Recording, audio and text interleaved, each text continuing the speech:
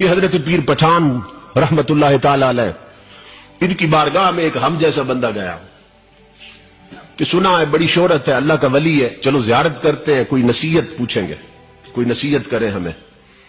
جب وہاں گیا تو آپ بیٹھے تھے، ملاقات ہوئی، کہنے لگا حضرت کوئی نصیحت فرما دے۔ آپ ہنس پڑے، فرمائے بیٹا 2 باتیں فقیر کی یاد رکھنا،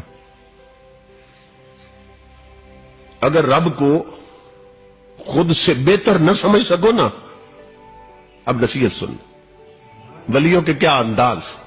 فرمایا میرے بیٹا تو نے کہا نصیحت کرے، تو فقیروں کی نصیحتیں تو ایسی ہوتی ہیں، اب میری نصیحت یہ ہے کہ اگر رب کو اپنی ذات سے برتر اور بہتر نہ سمجھ سکو تو کم از کم زندگی بھر رب کو اپنے جیسا ضرور سمجھتے رہنا۔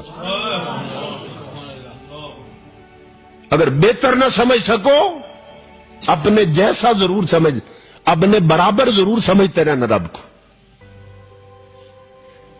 وہ دل میں نا بڑا کڑنے لگا، کہنے لگا، کہتے بہت بڑا اللہ کا ولی ہے، یہ بھی کوئی بات تھی کرنے کی؟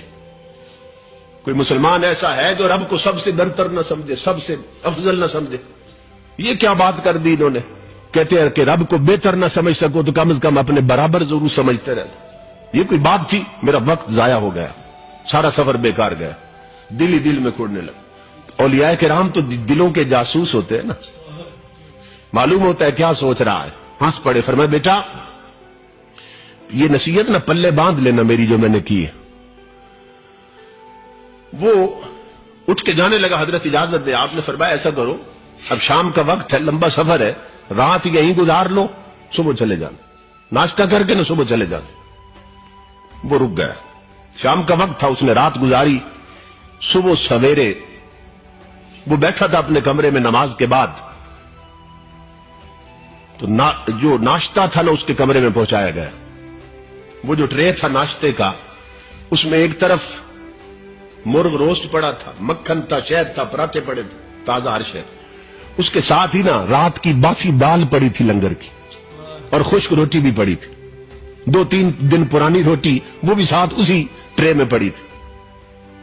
اس کے سامنے رکھ کے نا خادم آ گیا۔ وہ جب کھانا کھانے لگا تو دروازے پر ایک فقیر آیا۔ فقیر نے کہا 3 دن سے بھوکا ہوں، رب کے نام پہ کچھ دو۔ 3 دن سے بھوکا ہوں، رب کے نام پہ کچھ دو۔ اس نے وہ جو دال تھی نا رات کی باسی دال اور 3 دن پرانی روٹیاں، وہ اٹھا کر نہ رب کے نام پہ دے دی، خود پراٹھے اور مرغا کھا گیا۔ ختم کر کے کہنے لگا اب جانے کا وقت آ گیا، آخری بار میں ذرا ہاتھ ملاؤں پیر صاحب سے۔ جب وہاں گیا نا پیر پٹھان بیٹھے تھے، کہنے لگا حضرت اب اجازت۔ آپ نے فرمایا بیٹا اجازت۔ ہاتھ ملایا، ہاتھ پکڑ لیا آپ نے۔ آپ نے فرمایا بیٹا رات والی میری وصیت یاد ہے جو نصیحت کی تھی کہ رب کو اپنے سے بہتر نہ سمجھو نا تو اپنے برابر ضرور سمجھتے رہنا۔ اب وہ پھوٹ پڑا، کہنے لگا حضرت یہ کیا بات کرتے ہیں آپ؟ بات یہ کوئی عقل کی بات ہے جو آپ کر رہے ہیں؟ کون بندہ ہے، کون ایماندار جو رب کو سب سے بہتر نہ سمجھے؟ اور آپ بار بار مجھے یہ کہتے ہیں، کیا مقصد ہے آپ؟ جلال میں آ گئے پیر پٹھان، فرمایا ظالم سن، صبح ناشتے میں خشک روٹی اور دال بھی تھی، پراٹھے بھی تھے، مکھن بھی تھا، روسٹ بھی تھا، اس نے رب کے نام پہ تو اسے فقیر نے مانگا تھا۔ اگر تو نے رب کو خود سے بہتر سمجھا ہوتا تو خشک ٹکڑے خود کھاتا، پراٹھے اسے دیتا، دال خود کھاتا، مرغا اسے دے دیتا۔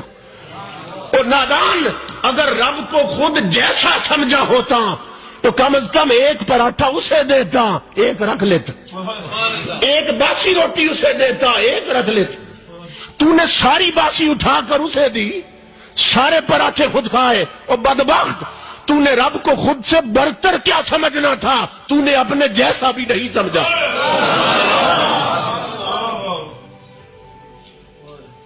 تو بات سمجھ آئیے؟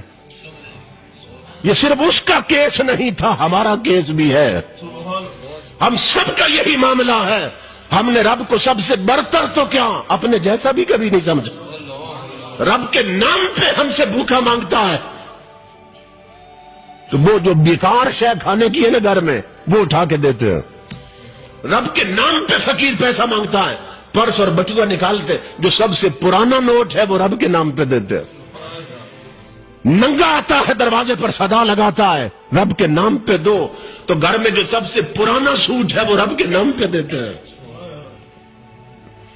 اور قرآن کیا کہتا ہے, لن تنالوا البر حتی تنفقوا مما تحبون, کہ تم تب تک نیکی پا نہیں سکتے جب تک اپنی پسند کی شے یار کے راستے میں نہ لٹاؤ.